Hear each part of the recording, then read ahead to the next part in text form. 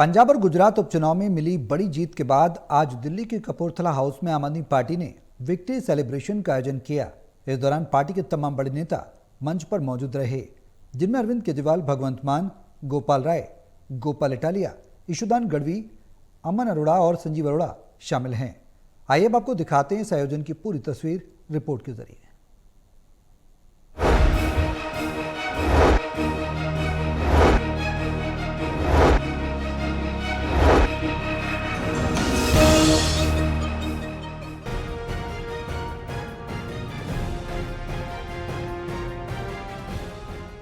दिल्ली के कपूरथला हाउस में आम आदमी पार्टी का विक्ट्री सेलिब्रेशन हुआ।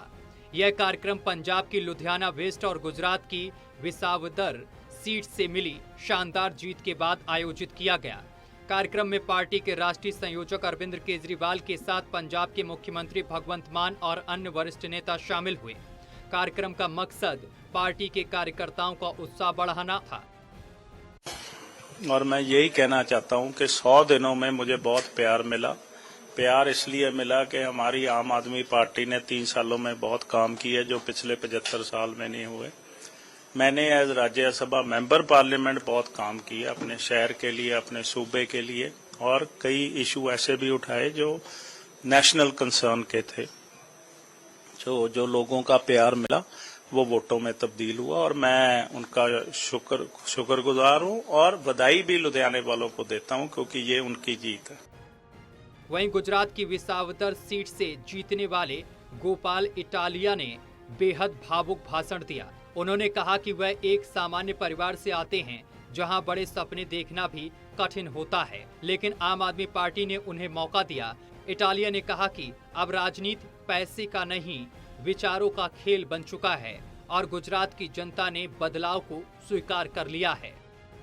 देखो, मैं एक बहुत ही छोटे से साधारण से गांव से हूं। गांव में भी मेरा परिवार बहुत ही साधारण है। भारत एक गांवों का बना हुआ देश है, ये शहरों का देश नहीं है, गांव का देश है। गांव जो शब्द है उसका मतलब ही है संघर्ष। गांव, चाहे भारत के किसी भी राज्य का कोई भी गांव हो, जो आदमी गांव में पैदा होता है, गांव में बड़ा होता है, उसका जीवन संघर्षों से भरा रहता है। तो उस जो आदमी संघर्षों में ही पैदा होता है, वहीं से जो बढ़ता है, वो किसी बड़ी से बड़ी चुनौती से डरता नहीं है। भाई, हम तो गांव के लोग हैं, जमीन से आते हैं, जमीन से जुड़े हुए हैं, जमीन ही हमारी ताकत है। कार्यक्रम में पंजाब के मुख्यमंत्री भगवंत मान ने भी अपनी बात रखी। उन्होंने कहा कि यह जीत आप बनाम ऑल के हालात में मिली है।